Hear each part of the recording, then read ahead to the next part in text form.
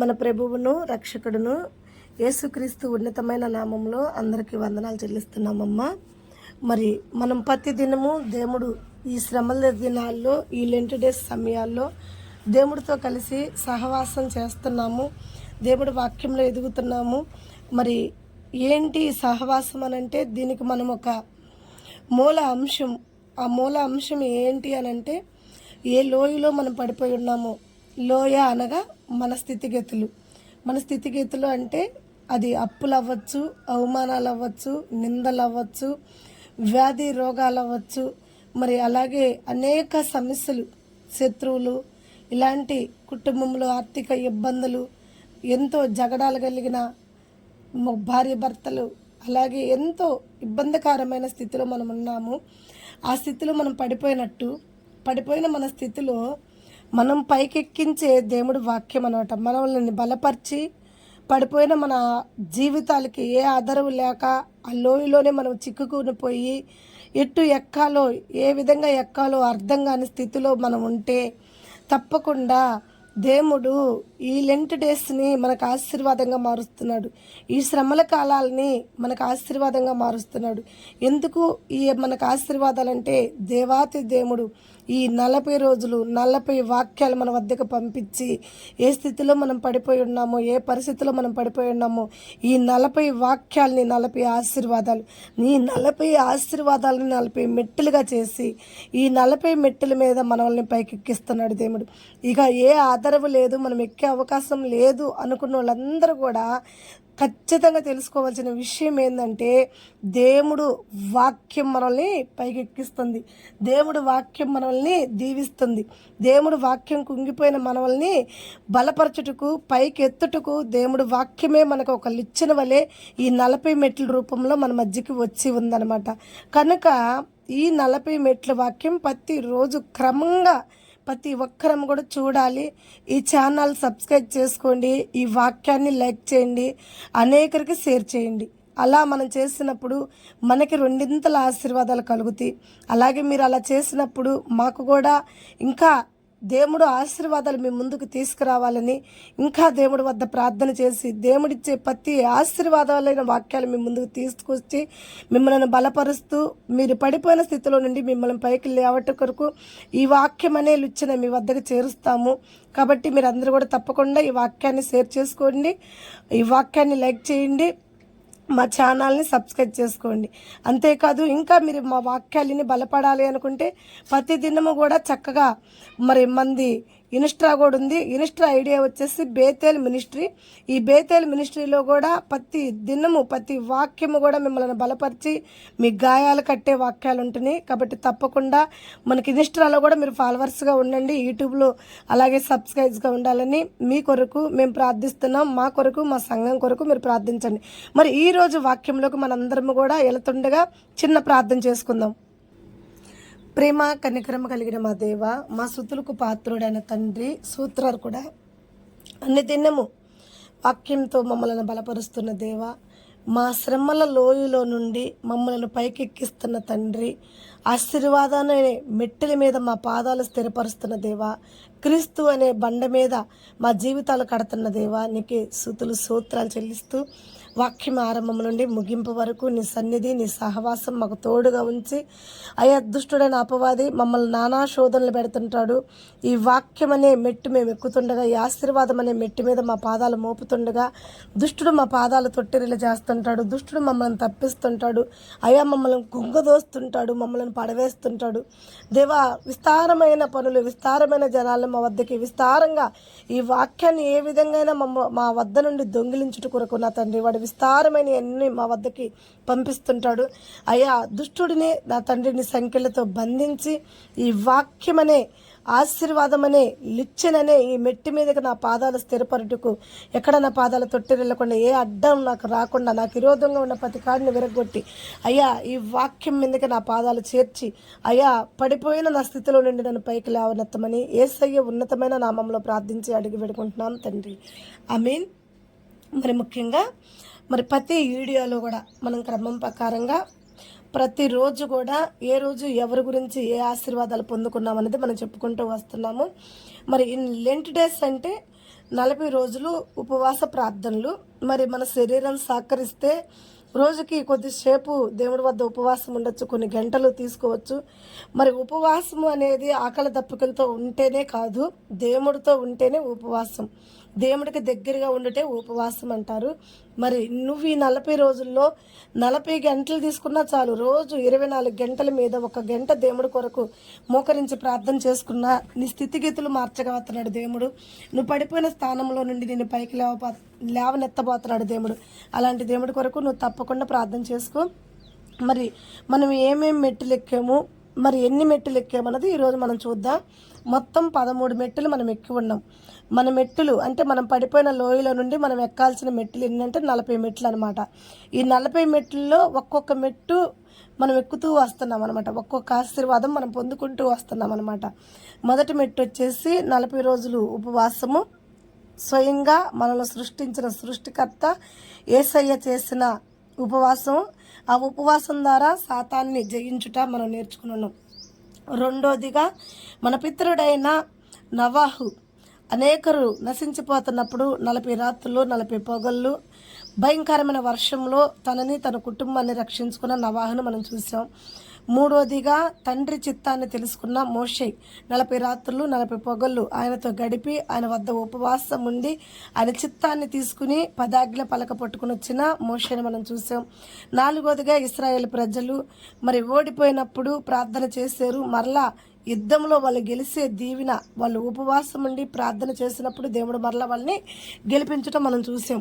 ఐదోదిగా మనం చూసింది ఏంటంటే సౌలు మరణం కొరకు దావీదు కన్నీరు కార్చి ఉపవాసం ఉండి ప్రార్థన చేశాడు.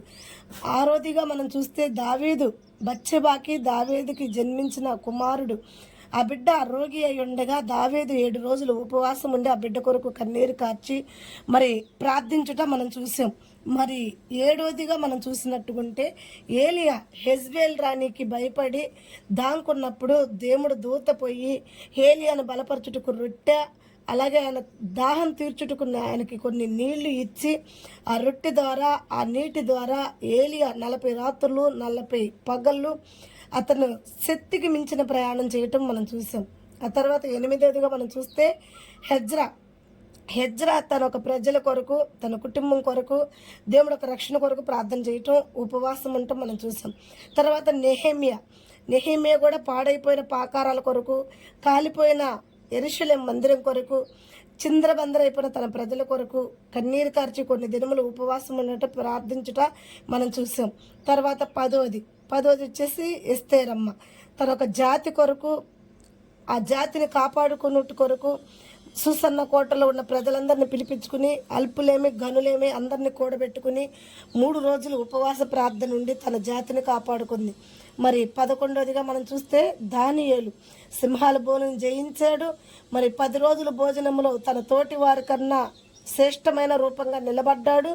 అంతేకాకుండా శర నుండి విడుదల పొందుకునే సమయం కొరకు ఉపవాసం ఉండి ప్రార్థన చేసి తండ్రి చిత్తాన్ని తెలుసుకుని మరొక పాపాల నిమిత్తం కూడా ఉపవాసం ఉండి ప్రార్థన చేసినట్టు మనకు తెలుస్తుంది. మరి 12వది వచ్చి ఏవేలు గ్రంథంలో మనం చూసుకున్నాం. ఏవేలు రాసిన ప్రవర్త రాసిన వాక్యం, ఇప్పుడైనను మీరు ఉపవాసం ఉండి కన్నీరు విడిచి దేవుడి తట్టు తిరిగిన ఎడల దేవుడు మీ మీదకు ఉన్న ఉగ్రతను తీసివేసి మిమ్మల్ని కాపాడుతాడన్న మాటలు మనం చూసుకున్నాం. ఆ తర్వాత 13వ మెట్టు ఏంటంటే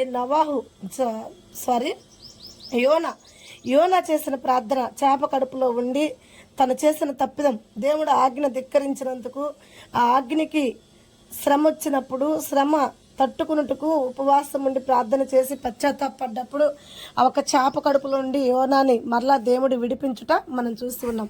ఈ విధంగా 13 మెట్టులు మనం ఎక్కి ఉన్నాం. 13 మెట్టుల్లో మనం 13 ఆశీర్వాదాలు పొందుకుని ఉన్నాం. 1 సాతాన్ని జయించాం. 2వది మనం రక్షణ తీసుకొచ్చుకున్నాం మన కుటుంబాలకి. 3వది తండ్రి చిత్తాన్ని తెలుసుకోగలుగుతున్నాం మన జీవితాల్లో. 4వది ఓడిపోయిన కాడే గెలుస్తున్నాము. 5వది మన శత్రువుల కొరకు కూడా మనం ప్రేమించేవారుగా కనపడుతున్నాం. 6వది వ్యర్థమైన వాటి కొరకు ఉపవాసం ఉండి కుంగిపోకుండా దేవుడిచ్చే ఆశీర్వాదాలు పొందుకున్నట్టుకు మరలా బలం తెచ్చుకుంటున్నాం. 7వది మనకు శక్తికి మించిన ప్రయాణాలు ఒక్కోసారి వస్తుంటాయి మన జీవితాల్లో. అలాంటి ప్రయాణాల కొరకు దేవుడి వాక్యాన్ని మనం ఒక రొట్టిగా ఆహారంగా తీసుకుని బలం తెచ్చుకుంటున్నాం. 8వదిగా మన ఒక కుటుంబం కొరకు, మన కుటుంబం రక్షణ కొరకు, మన ప్రజల కొరకు మనం కాపుదల ప్రార్థన చేసుకుంటున్నాం. 9వదిగా పాడైపోయిన మన జీవితాలను మరలా కట్టుకున్నట్టు కొరకు, పాడైపోయిన మన జీవితాలు మరలా చిగురించుటకు ప్రార్థన చేసుకుంటున్నాము. అలాగే 10వదిగా మన జాతి అనగా మన కుటుంబంలో ఉన్న వారందరూ అవ్వచ్చు, మన తోటి వారు అవ్వచ్చు, ఎలాంటి స్థితిలో ఎవరున్నా ఒకవేళ శత్రువులు యుద్ధం మన జాతి మీద కుట్ర పొంది ఉంటే వారి నుంచి జయించే ఉపవాసం. 11వది ఎలాంటి శ్రమలు వచ్చినా, సింహాలు మన ముందుకు వచ్చి నిలబడ్డా, శత్రువులు గద్రించే సింహం వల్ల వచ్చినా అపాయం ఏది రాకుండా ఉండే ప్రార్థన. మరి మనం ఇలా 12వ ప్రార్థన చూస్తే, మనం ఉపవాసం ఉండి కన్నీరు విడిచి ప్రార్థన చేసుకున్నప్పుడు ఒకవేళ మన మీద ఉన్న శాపాలు పాపాలు అన్నీ కూడా దేవుడు తీసివేస్తున్నాడు. అటు ఉపవాస ప్రార్థన కూడా మనం చేసి ఉన్నాం. అలాగే దేవుడు ఆజ్ఞ ధిక్కరించి వెళ్ళినప్పుడు మరి దేవుడి శిక్షకు మనం పాత్రలమై ఉంటే మళ్ళీ సరిచేసుకునే అవకాశం అనే మెట్టు కూడా మనం ఎక్కున్నాం. మరి ఈ రోజుగా మనం చూస్తే 14వ మెట్టు ఎక్కబోతున్నాం అనమాట. ఈ 14వ మెట్టులో ఎవరు మనకు కనపడుతున్నారు, ఎవరు ఈ 14వ మెట్టుకు సంబంధించిన వారు, వీళ్ళ ద్వారా మనం నేర్చుకోబోతున్న విధానం ఏమిటి, ఏం నేర్చుకోబోతున్నాం ఈ 14వ మెట్టులో, వీళ్ళ ద్వారా మనం ఏం నేర్చుకోబోతున్నాం అంటే ఎవరో కాదు, మనందరికీ తెలిసిన వ్యక్తే. మనం ఈ 13 వీడియోల్లో కూడా ఈ వ్యక్తి గురించి ముందుగా కూడా మనం తెలుసుకుని ఉన్నాం. మరలా ఈ 2వ టిప్పు కూడా ఇదే ప్రవర్త గురించి మనం తెలుసుకోబోతున్నాం. ఆ ప్రవర్త ఎవరో కాదు, మనందరికి తెలిసిన ప్రవర్తే హెజ్రాని మనం ఆల్రెడీ 8వ మెట్టులో కూడా మనం ఎజ్రాని చూసాము. ఇప్పుడు 14వ మెట్టులో కూడా ఎజ్రా వస్తున్నాడు. 8వ మెట్టులో ఎజ్రా ప్రార్థన, ఉపవాసం ఉన్న ప్రార్థన ఏ విధంగా మనం చూసామంటే కాపుదల ప్రార్థన మనం చూసాం. ఇక్కడికి వచ్చేసరికి ఈ ఒక 14వ మెట్టులో ఎజ్రా ఒక ప్రార్థన మనం చూస్తే ఏ విధంగా ఉపవాసం ఉన్నాడు, ఏ సమయంలో ఉన్నాడు, దేవుడితో ఏ సమయంలో మొరపెట్టాడు అనేది మనం చూస్తే ఇప్పుడు మనకి కనపడే విషయం ఏంటంటే ఎజ్రా ప్రజలు అన్యులను చేసుకునే దాని గురించి ఇక్కడ వాక్యం మనకు కనపడుద్ది. మనము దేవుడి బిడ్డలమి, దేవుడితో సహవాసం కలిగి ఉండాలి, దేవుడి బిడ్డల్ని వివాహాలకు చేసుకోవాలన్నది ధర్మశాస్త్రం మనందరికీ నేర్పిస్తున్న పాఠం. అయితే ఇక్కడ జరిగిన విషయం ఏంటంటే ఈ ప్రజలందరూ కూడా బబులోను రాజ్యానికి చెర పట్టకపోవటానికి కారణము, అలాగే మరలా కొందరిని విడిపించటం, కొందరిని ఆపటం, వాళ్ళు అందరినీ ఒకసారి వదలట్లేదు, కొందరిని పంపిస్తున్నారు, కొందరిని ఆపుతున్నారు. ఇలా ఉన్నప్పుడు ఎజ్రా చాలా బాధపడి చాలా దుఃఖపడ్డాడు. ఎందుకంటే పంపించే వాళ్ళు అందరినీ పంపిస్తే బాగుండు, మనం కొంతమంది అయితే బయటకు వచ్చాం, కొంతమంది అయితే లోపలే ఉన్నారు, బయటకు వచ్చిన మనమైతే సంతోషంగానే ఉన్నాము, లోపల ఉన్న వాళ్ళ పరిస్థితి ఎంత అల్లాడిపోతున్నారు అని చెప్పి ఎజ్రా చాలా బాధపడుతూ కన్నీరు కారుస్తూ ఉపవాసం ఉండి దేవుడి సన్నిధిలో ప్రార్థన చేస్తున్నట్టు మనందరం కూడా చూస్తాం ఈ వాక్యంలో. ఎజ్రా గ్రంథం 10వ అధ్యాయంలో మనం ఈ వాక్యాలు చూసుకుంటూ వస్తాం అనమాట. అయితే ఈ ప్రజలందరూ ఇది తెలుసుకున్నారు, ఎజ్రా ప్రజల కొరకు ప్రార్థన చేస్తున్నాడని, ప్రజల కొరకు కన్నీరు కారుస్తున్నారని అక్కడున్న ప్రజలందరూ తెలుసుకుని ఎజ్రా వద్దకు వచ్చి, అయ్యా నువ్వు చెప్పినట్టు మేము చేస్తామయ్యా, అసలు ఈ శాపానికి ఇలా మనం సెరబట్టడానికి కారణము ఏంటో ఇవన్నీ సరిచేసుకుందామయ్యా మనం అన్నప్పుడు ఎజ్రా చెప్పిన మాటలు ఏంటంటే దేవుడికి కోపం పుట్టించే ప్రతి పనిలో మనకు శాపగ్రస్తులమే. ఆయనకు అనేక పనుల్లో మనం కోపం పుట్టించాం, అనేక పనుల్లో ఇంకొకటి కూడా ఉంది, బలమైంది, ఆయనకి వ్యతిరేకమైంది ఇంకొకటి ఉంది అని ఎజ్రా చెప్పినప్పుడు ఆ ప్రజలందరూ అడుగుతారు, అయ్యా ఇంకొకటి కూడా ఏంటో మాకు తెలియజేయి, మేము దాన్ని సరిచేసుకుంటాం, అది దేవుడు వద్ద మాకు శిక్షను తప్పించిద్ది, మేము సరిచేసుకున్నప్పుడు ఆ శిక్ష నుంచి మేము విడుదల పొందుకుంటామని ఎజ్రాని అడుగుతారనమాట. ఎజ్రాని అడిగినప్పుడు ఎజ్రా వాళ్ళతో చెప్పిన మాట ఏంటంటే దేవుడు చెప్పాడు మనం దేవుడి బిడ్డలమే, అన్యులని పెళ్లి చేసుకోవద్దు, అన్యులతో సహవాసం కలిగి ఉండకూడదు. చూడండి, దేవుడు మనల్ని సృష్టించి మనల్ని ఒక ప్రత్యేక పరిచి మనకు ఒక ఉన్నతమైన జీవితాన్ని ఇస్తే మనం పోయి అన్యులని అందరిలో జొరబడి అన్ని దేశాలని, అన్ని ప్రజల్ని, ఏ జాతికి సంబంధించిన వారిని, ఏ మతానికి సంబంధించిన వారి అందరిని తీసుకొచ్చుకుని పెళ్ళిళ్ళు చేసుకుని వాళ్ళతో కాపరాలు చేస్తూ దేవుడికి కోపాన్ని తెప్పించాము, దేవుడు ఉగ్రతను తెప్పించాం. దీనికి పత్తిగానే మనం ఈ శిక్షలు అనుభవిస్తున్నాం, కొందరు లోపల కొందరు బయట. ఇలా మనల్ని అందరినీ కూడా ఒకసారి విడుదల చేయకుండా పట్టకపోయి మన సమయం అయిపోయినా కనీసం ఇప్పుడన్నా మనల్ని విడిపించకుండా ఇంతగా మనం శోధించబడుతున్నామంటే ఈ వ్యతిరేకమైన పని, ఇది మాత్రం వ్యతిరేకమైన పని కాదా అని ఎజ్రా వాళ్ళతో చెప్పినప్పుడు, అవును తండ్రి, అవును ఇది వ్యతిరేకమైన పని, ఇప్పుడు కూడా మన వాళ్ళు మానుకోవాలి, ఇంకా భయంకరమైన సహవాసాలు చేస్తూనే ఉన్నారు, భయంకరమైన ఇది చేస్తూనే ఉన్నారు, కాబట్టి వాళ్ళందరినీ పిలిపిస్తాం, వాళ్ళందరికీ మంచి గట్టి వార్నింగ్ ఇస్తాం. వాళ్ళందరూ వస్తారు. వాళ్ళందరూ వచ్చినప్పుడు దీనికి పూనుకున్నాడు నువ్వే కాబట్టి, ఉపవాసం ఉంటున్నాడు నువ్వే కాబట్టి, ప్రజల కొరకు భారం కలిగి ప్రార్థన చేయగలిగిన వాడు నువ్వే కాబట్టి, మా భారం నుంచి మమ్మల్ని విడిపించగలిగిన వాడు కాబట్టి నువ్వు గట్టిగా చెప్పు, మేమందరిని పిలిపిస్తాము అని చెప్పి ఎజ్రాతో చెప్పినప్పుడు ఎజ్రా ఆ వచ్చే ప్రజలందరి కొరకు, ఆ ఊర్లో అంటే చెరలో నుంచి బయటకు వచ్చిన ప్రజలందరికీ ఒక సాటింపు, ఒక వర్తమానం పంపించాడు. ఏంటి ఆ వర్తమానం అంటే, 3 రోజుల్లో మీరందరూ మా వద్దకు రావాలి, ఇక్కడికి వస్తే మాట్లాడాలి మనందరమే. మనం బయటకు వచ్చాం, కొందరు లోపల ఉన్నారు, దేవుడి శిక్ష ఇంకా ఉందని అర్థం, దేవుడి ఉగ్రత ఇంకా ఉందని అర్థం. దేవుడి ఉగ్రత పూర్తిగా తగ్గల, ఇంకా ఒక్కొక్క శాపం మన మీద ఏళ్తానే ఉంది. కాబట్టి దేవుడు అప్పటికి కొన్నిటి నుంచి మనల్ని క్షమించి కొందరిని విడిచిపెడుతున్నాడు. ఇంకా కొందరు చెరలో ఉన్నారంటే దేవుడి ఉగ్రత ఇంకా మన మీద ఉన్నట్టే. కాబట్టి దాన్ని సరి చేసుకుందాం. మీరందరూ కూడా రావాలి, మాకు పనులున్నీ మేము ఆడకపోయాం మేము ఈడకపోయాం అనే మాటలు చెప్తే కుదరదు. ఖచ్చితంగా ఈ వర్తమానం విన్న ప్రతి ఒక్కరూ విడుదల, చెరలో నుండి వచ్చిన విడుదల పొందుకున్న ప్రతి ఒక్కరు కూడా వచ్చి ఖచ్చితంగా మా ఎదుట నిలబడ్డప్పుడు మనం కొన్ని మాటలు తెలియజేసుకుందాం, ఆ మాటల ప్రకారంగా మన జీవితాలు కట్టుకుందాం అని చెప్పి ఎజ్రా అంటాడు. అంతేకాకుండా ఇంకొక ముఖ్యమైన అంశం కూడా ఏంటంటే, ఎవడైతే ఈ మాటని లెక్క చేయకుండా ఏందిలే పోయేది, ఏందిలే వెళ్ళేది, ఏందిలే మనం ఆడకు పోయి మాట్లాడుకునేది, వాళ్ళు తిప్పలేదో వాళ్ళే పడతారు, మనమైతే విడుదల పొందుకున్నాం, హాయిగా మన ఆస్తులు మన డబ్బు హాయిగా మన ఇల్లు మనం సంపాదించుకున్నాం, మనం హ్యాపీగా బతకచ్చు అని ఎవడైతే అనుకుంటాడో, ఈ 3 రోజుల్లో ఈ ఒక పంచాయతీ కాడికి దేవుడి ఎదుటికి ఎవరైతే రాకుండా, సేవకుడు వద్దకి, సేవకుడు ఒక తీర్మానం వద్దకి ఎవడైతే అందరూ కూడా సమకూడే కాడికి రాకుండా ముఖం చాటి వేస్తాడో, నిశ్చంతగా వాడు కలిగిన ఆస్తి అంతా, వాడు కలిగిన పొలమంతా దేవుడి పేరట అప్పచెప్పేస్తాం, దేవుడి మందిరంలో కలుపుకుంటాం, దేవుడి కిందకు వచ్చేసిద్ద పొలము. ఏ చీపురు పుల్ల కూడా వాడి ఆస్తి వాడికి ఇవ్వటానికి కుదరదు. వచ్చినోడే వాడి ఆస్తి వాడు స్వాధీనం చేసుకుంటాడు. దేవుడు మాటకి రాకపోతే, సేవకుల వద్దకు రాకపోతే వాళ్ళకి కలిగిన ఆస్తి అంతా కూడా దేవుడి మందిరానికి లాగేసుకుంటామని ఎజ్రా చాలా గట్టిగా వార్నింగ్ ఇస్తారనమాట. ఇక్కడ గట్టిగా వార్నింగ్ ఇచ్చేకి ఇంకో వాళ్ళు మొత్తం భయపడక ఏం చేస్తారు, ఎందుకంటే పాకపోతే ఖచ్చితంగా ఎజ్రా వాళ్ళకి కలిగిన ఆస్తి అంతా లాక్కుంటాడు అని చెప్పి దాని కొరకైనా బుద్ధితో వస్తారు. మరి రావాలి కదా, మనం చెరలో ఉన్నప్పుడు, మనం విడుదల పొందుకున్నప్పుడు మిగతా వాళ్ళని కూడా విడిపించుకోవాలి. దేవుడు ఉగ్రత ఇంకా మన మీద ఏముందో తెలుసుకోవాలి, దాన్ని సరి చేసుకోవాలి. కాబట్టి అందరూ వచ్చారు, చెప్పారు, అయ్యా ఏంది నువ్వేం చెప్తావు అది మేము వింటాము, నువ్వేం చేయమంటావు అది మేము చేస్తామన్నప్పుడు ఎజ్రా వాళ్ళకు ఒక మాట చెప్తాడు. దేవుడు మన కొరకు, ఇశ్రాయేలుల కొరకు, యూదుల కొరకు సిద్ధపరిచిన వారిని కాకుండా మీరైతే బయట వాళ్ళని తీసుకొచ్చుకుని చేసుకున్నారు, మీ ఇష్టానుసారంగా నచ్చిన వారితో కాపురాలు చేస్తున్నారు. అయితే అలా చేసుకున్న వాళ్ళందరూ కూడా రావాలి, అలా చేసుకున్న వాళ్ళందరూ కూడా వాటి నుంచి విడుదల పొందుకోవాలి.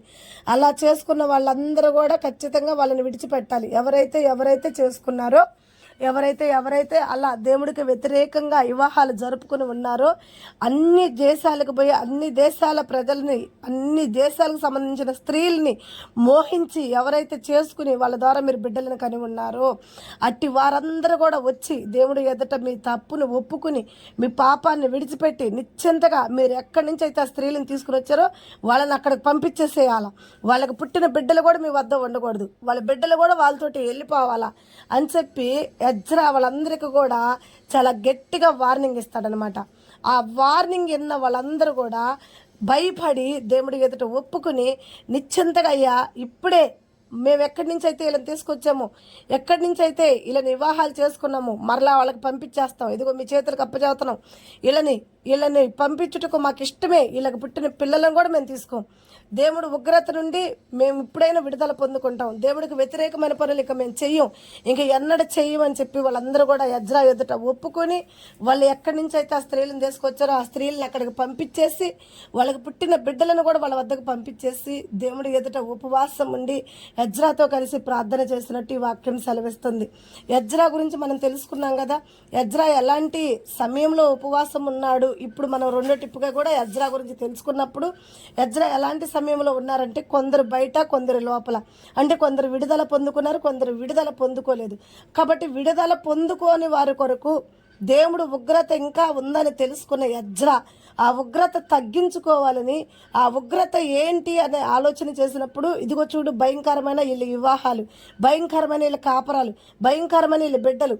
కాబట్టి ఎజ్రా దీనికి నిలబడి ప్రార్థన చేసి ఉపవాసం ఉన్నప్పుడు దేవుడు ఆ ప్రజలందరినీ ఎజ్రా వద్దకు పంపించి ఎజ్రా చెప్పినట్టు లోపడి వాళ్ళు ఎక్కడి నుంచి అయితే తీసుకొచ్చారో అక్కడికి వదిలిపెట్టుటకు కూడా ఎజ్రా ఒక ఉపవాసం చాలా ఉపయోగపడింది. అయితే ఈ ఎజ్రా ద్వారా ఈరోజు మనం నేర్చుకోబోతున్న ఆశీర్వాదం ఏంటి, మనం ఎక్కుతున్న మెట్టి ఏంటి అని మనం చూస్తే, మనకేదన్నా దేవుడు నుండి శాపం బయలుదేరి కొంత మేలుగా, కొంత కీడుగా, కొంత కష్టంగా, కొంత ఇష్టంగా కనపడుతున్నప్పుడు దేవుడు కొంత దీవిస్తా, కొంత శపిస్తా ఉంటే కొంత ఇబ్బందులు జరుగుతున్నాయి అని మనం తెలుసుకోవాలి. ముఖ్యంగా తెలుసుకున్నప్పుడు ఎందువల్ల కొంత మనం ఆశీర్వదింపబడుతున్నాం, కొంత మనం బాధపడుతున్నాము ఏంటి, దేవుడి విషయంలో ఏ విషయంలో దేవుడికి దగ్గరగా ఉంటున్నాం, ఏ విషయంలో దేవుడికి దూరంగా ఉంటున్నాం ముందు మనం తెలుసుకోవాలి. అలాగే మనం సరిచేసుకోవాల్సిన విషయం ఏంటంటే, మనకి శ్రమ వస్తున్నప్పుడు దేని నిమిత్తం ఆ శ్రమ వస్తుంది, దేవుడికి వ్యతిరేకంగా మనం ఉంటేనే. దేవుడికి వ్యతిరేకంగా మనం ఉన్నప్పుడు ఏ విషయంలో మనం దేవుడికి వ్యతిరేకంగా ఉన్నామో దాన్ని సరిచేసుకోవాలన్నమాట. మనం దాన్ని సరిచేసుకుని దేవుడి వద్ద ఒప్పుకుని మనం కన్నీరు విడిచి ఉపవాసం ఉండి ప్రార్థన చేస్తే మన దేవుడు గొప్పవాడు. కాబట్టి ఆ ఒక్క శ్రమను కూడా, ఏ శ్రమలు అయితే మనం ఉన్నామో ఆ శ్రమను తీసివేసి ఉన్నతమైన జీవితాన్ని దేవుడు మనకి ఇస్తాడు, విడుదల ఇస్తాడు. శ్రమ నుండి మనకు విడుదల ఇస్తాడనమాట. శ్రమల చేతిలో నుండి మనల్ని విడుదల పొందుకునేలాగా ఆయనే మనల్ని విడిపించేవాడిగా ఉంటాడు.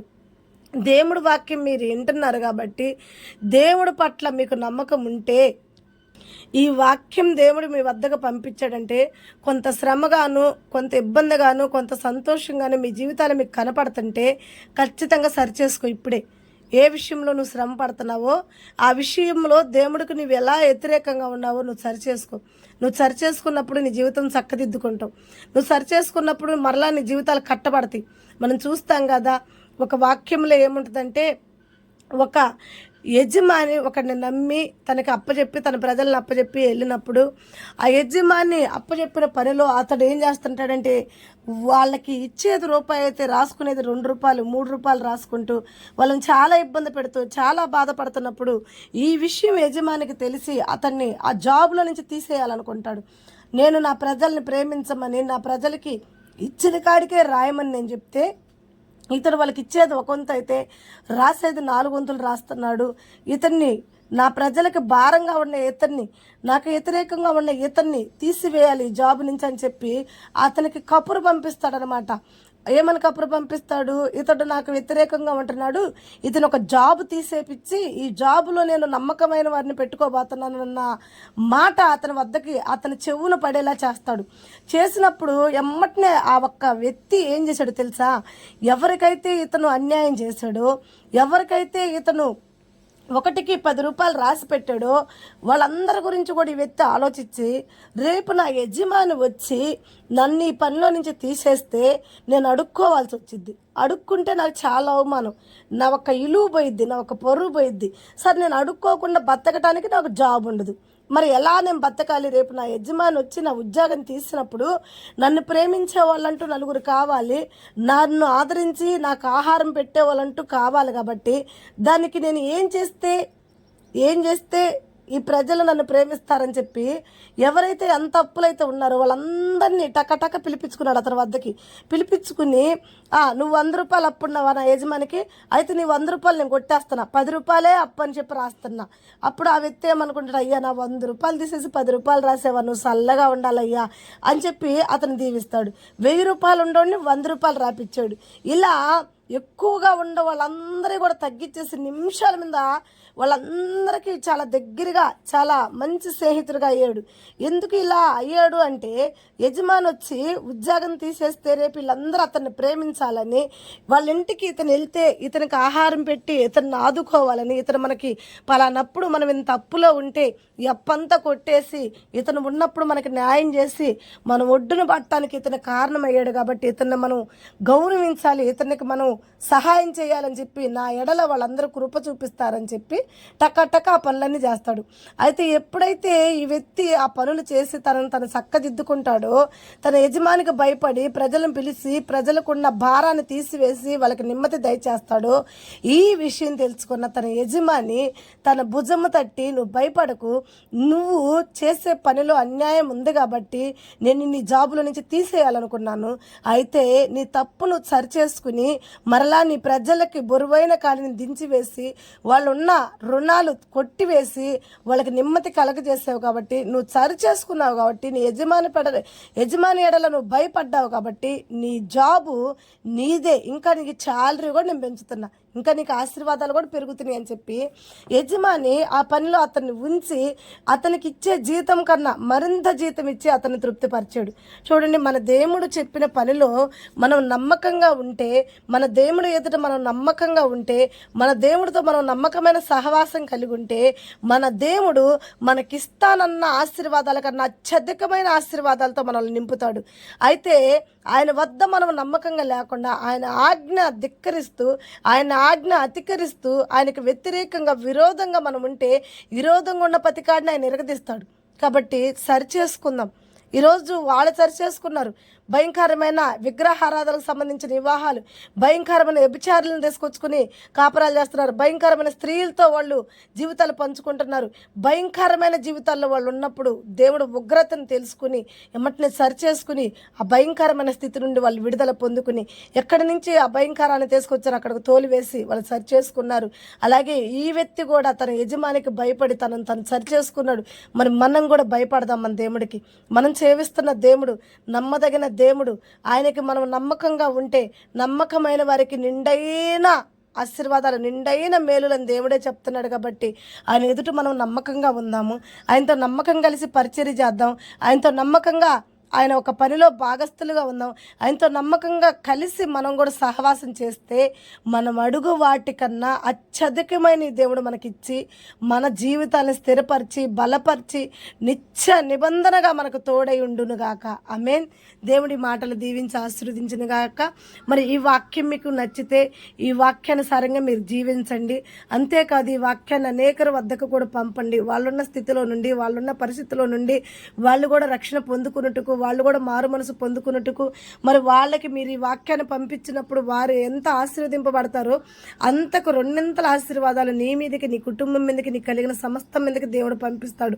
అంతేకాదు ఎంతో కష్టపడి ఈ వాక్యాలు మీ వద్దకు మేము పంపిస్తున్నాం కాబట్టి మా కొరకు మా ఛానల్ని సబ్స్క్రైబ్ చేసుకోండి. ఈ వాక్యం మీకు నచ్చి మీ హృదయానికి అంగీకారంగా ఉంటేనే మరి మా కొరకు అన్నామని చెప్పి మీకు నచ్చకపోయినా చేసుకోవాల్సిన అవసరం లేదు. మీకు ఈ వాక్యం మీతో మాట్లాడుతుంటే మా ద్వారా దేవుడు మిమ్మల్ని బలపరుస్తున్నారని మీకు అనిపిస్తే తప్పకుండా మన ఛానల్ని సబ్స్క్రైబ్ చేసుకోండి. మరి లైక్ చేయండి, ఈ వాక్యాన్ని అనేకరికి షేర్ చేయండి. ఎందుకంటే అనేకరికి షేర్ చేసిన మీదట వాళ్ళు కూడా రక్షింపబడతారు. మరి ఈ వాక్యానుసారంగా మీ జీవితాలు ఉండాలని, అనుదినము దేవుడితో కలిసి ఉండాలని మీ కొరకు మేము ప్రతి దినము కూడా ప్రార్థిస్తున్నాము. మరి మా కొరకు, మా సంఘ పరిచర్య కొరకు మీరు కూడా ప్రార్థించండి. మా సంఘం కూడా దీవించబడాలని, మా బేతేలు ప్రార్థన మినిస్ట్రీ ఇంకా అంచెలంచెలుగా ఎదగాలని, దేవుడి సన్నిధిలో నశించే ప్రతి బిడ్డ కూడా ఈ ఆలయంలో రక్షింపబడాలని, ఈ ఆలయము చక్కగా కట్టబడాలని. దీని పాకారాలు కూడా చాలా ఇబ్బందిగా ఉన్నాయి. దీని పాకారాలు కూడా కట్టుకోవాలి. సరైన ఆలయం కాదు, చాలా చిన్నగా ఉంది. మరి ఈ ఆలయం కట్టుటకు కూడా దేవుడు తన ఆకాశ గుప్పులు ఇప్పుటకు సహాయం చేసేవారు ఎవరన్నా ఉంటే తప్పకుండా వారి కొరకు కూడా ప్రార్థించండి. దేవుడి చిత్తమైతే ఎవరి ద్వారా ఈ సహాయం పొందుకుని ఈ పాకారాలు దేవుడు కట్టుకోవాలనుకుంటున్నాడు, ఈ పాకారాలు అనేకరికి దీవెనగా ఉంచాలనుకుంటున్నాడు. మరి వాళ్ళని దేవుడు లేవనెత్తుతాడు. స్పాన్సర్స్గా వాళ్ళు వస్తారు మన వద్దకి. మన ప్రార్థనే దేవుడు నడిపిస్తాడు.